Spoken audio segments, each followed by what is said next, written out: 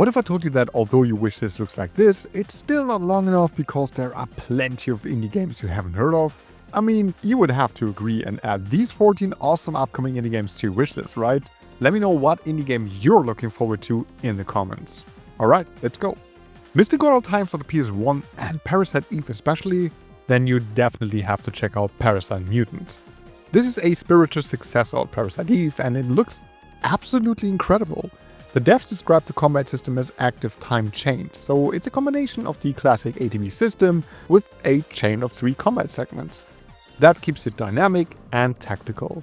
The blend of the gorgeous enemy graphics and survival horror elements already create a fascinating atmosphere I can't wait to experience. This is one of those games that not only is heavily inspired, but straight up looks like a sequel, and I'm all here for it. If you're craving for some more Japanese survival horror games, then putting Parasite Mutant on your wishlist is a fantastic idea. The Ballad of Bellum combines 2 things I really love: 2.5D graphics and Zelda-like gameplay. This got puzzle-heavy dungeons that reward you with unique items and special artifacts, which you then need to solve more puzzles and enter more dungeons. 100% Zelda style. From the looks of it, there are a ton of unique tools to use, like bombs, a boomerang, a bow, and much more. So this seems very traditional, but sometimes that's all we need, right? The gorgeous 2.5D graphics and pixel characters look really colorful and charming. If you also miss traditional Zelda gameplay, then you have to add the Ballad of Bellum to your wishlist. I already talked about Surfpunk last year, but now that I had some time with the playtest, I want to talk about it again because I'm pretty sure that a lot of you will love this. Surfpunk is an isometric multiplayer extraction game. You grab up to 3 friends, select a mission, and explore a map full of small islands. Here you farm for materials, try to complete a mission goal, and escape before the tsunami gets you. The actual combat gets interesting with the different weapons, like a sword, twin guns, or a cool looking guitar. While I'd say this definitely needs a little polish here and there, I'm absolutely sure that this can evolve into something really special. And most importantly, something you guys could enjoy. Almost like you evolve into a subscriber because you're really enjoying this video. Okay, I gotta admit, that was cheap. Anyway, go check out Surfpunk if you're looking for the next cool indie co-op hit. Nocturne is a game that, once again, reminds me why I love indie games so much. It combines classic JRPG gameplay and storytelling with a combat system inspired by no other game than freaking Guitar Hero. Not only is this idea great by itself, but it also brings rhythm-based combat into an RPG, which I love because I enjoy turn-based combat that requires skill and offers some dynamic. And with over 100 songs to play, I'm pretty sure combat will be varied and fun. On top of that insane idea, there will be a rich story set in a digital afterlife after humanity's extinction. This all sounds and looks super cool, and if you can't wait to check it out, I have good news for you because there is a demo available on Steam you can play right now. Definitely add Nocturne to your wishlist if you like interesting genre mixes. Starfinder Afterlight is a party-based CRPG set in a science fantasy universe. The galaxy faces annihilation, your captain has vanished, and doomsday looms. You get to assemble a crew of misfits from across the stars and become the legends in this single-player RPG. There are 6 unique companions, 6 classes, and a lot of strategy involved in this turn-based tactical combat, which looks really traditional and immensely fun. Of course, this is going to be your story, so your choices in combat and dialogue matter a lot, as factions remember your deeds and companions judge you. If your favorite game is Baldur's Gate 3 and you want a little sci-fi for a change, then keeping an eye on Starfinder Afterlight is a really good idea. Look, I'm a simple man. If I see a 2D game with flashy combat, I get excited, okay? And Soulquest is exactly that. This is a hack-and-slash 2D game, probably inspired by the likes of Devil May Cry. It's fast, heavily relies on extensive combos, and even rates your combos just like a DMC. I sometimes struggle with these combo-heavy games, so it's nice to see that the devs promise a learning curve that falls under easy to learn and hard to master. Movement looks super fast and precise, which is good because there's plenty of platforming as well. but this will be a very combat-focused game. Definitely also check out the demo on Steam if you're into games like these. It's so cool that I can show you a second Zelda-like today, and the Tale of Mara Moa is exactly that. A game focused on action combat, dungeons and puzzles. While this is inspired by some 90s classics, this offers a dynamic and fast-paced combat that offers a lot of variety thanks to a good number of combat skills and tools. Then there will be cooking, fishing and a world full of secrets to discover. We don't know a whole lot about this game yet, but this looks promising and I'm definitely keeping an eye on this. I'm sure this is going to be great. If you're a fan of Zelda-likes, you should do the same.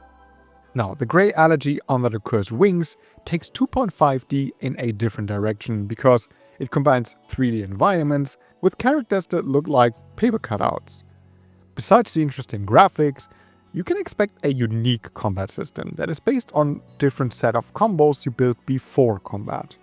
Creating the perfect combo for every situation is going to be crucial, especially since every character possesses distinct talents and traits. So, preparation is essential.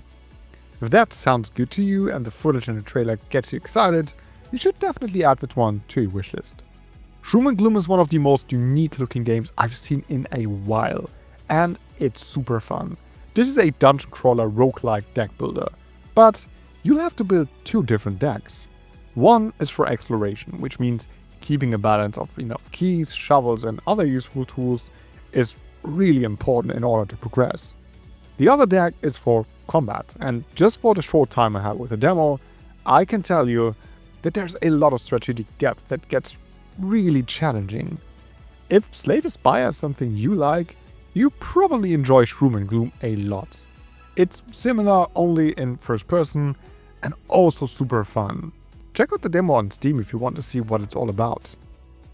I'd say Apomo District wins the prize for cutest game on this list today. In Apomo District, it's all about tracking down over 50 bosses called Apomo in order to free them from their madness. Preparing for combat with different weapons and tools is essential, as this is going to be a very challenging game. But also, things like fishing, eating, catching bugs and a lot of other activities seem to be very important in order to defeat an Apomo. Overall, this looks weird, but charming and like a lot of fun. Keep an eye on this if you like weird action adventures with great pixel art graphics. If one game on this list can be described as cozy, then it's probably Outbound. This is an open world survival craft game, and it's all about driving through the world with your van. Once in a while you set it down and build your base though, which, by chance, yes, is your van. You can build a kitchen on the inside or even a little garden on the roof. It's completely up to you and definitely looks super relaxing. The best thing is that this can be played in 4-player co-op. So if you have some friends that want to try something a bit more chill for a change, then keeping an eye on Outbound is probably a great idea. Quantic River is a beautiful action-adventure set in a dystopian cyberpunk world. The katana combat is focused on parries, counterattacks and fluid chains, so it's all about perfect timing, quick reflexes and being in control. You can do some cybernetic augmentations, destroy the environment and hack to be victorious in this fast-paced combat. Movement is incredibly fluid and there are even some parkour elements to keep things fresh. Just looking at the trailer gets me really excited because the graphics look really unique and the gameplay is super fun. Definitely add this to your wishlist if you're a fan of all things cyberpunk. Ghost Vanguard is a beat-em-up game that combines stylish action with roguelite elements. You're only victorious if you find powerful synergies between weapons, spell and relics, find your own combo style and master it. There are randomized maps, diverse rooms, including challenge zones, arcade-style minigames and boss fights, ensuring every run feels fresh and exciting.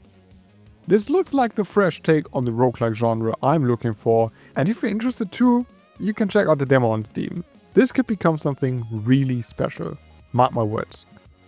We're ending at high speed today. Rollin Rascal is clearly inspired by the 3D Sonic games, And although I'm not a big fan of the Sonic games, I think this looks really fun. And because it's so clearly inspired by Sonic, it's also very easy to describe. This is a 3D platformer in which your character moves at incredible speed. There are loopings, boost pads, things to bounce off, and pretty much all you need for a fun high-speed platformer. But, and this is the best part, there actually is online multiplayer, so you can race your friends and see who's the fastest Sonic clone.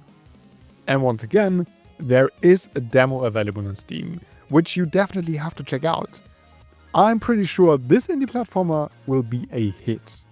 So, what game did you add to your wishlist? And also, what games are you excited for? Let us all know in the comments, and don't forget to hit subscribe if you like videos about indie games, JRPGs, and all things gaming. Alright, thanks for watching, have a great day, and I'll see you in the next video.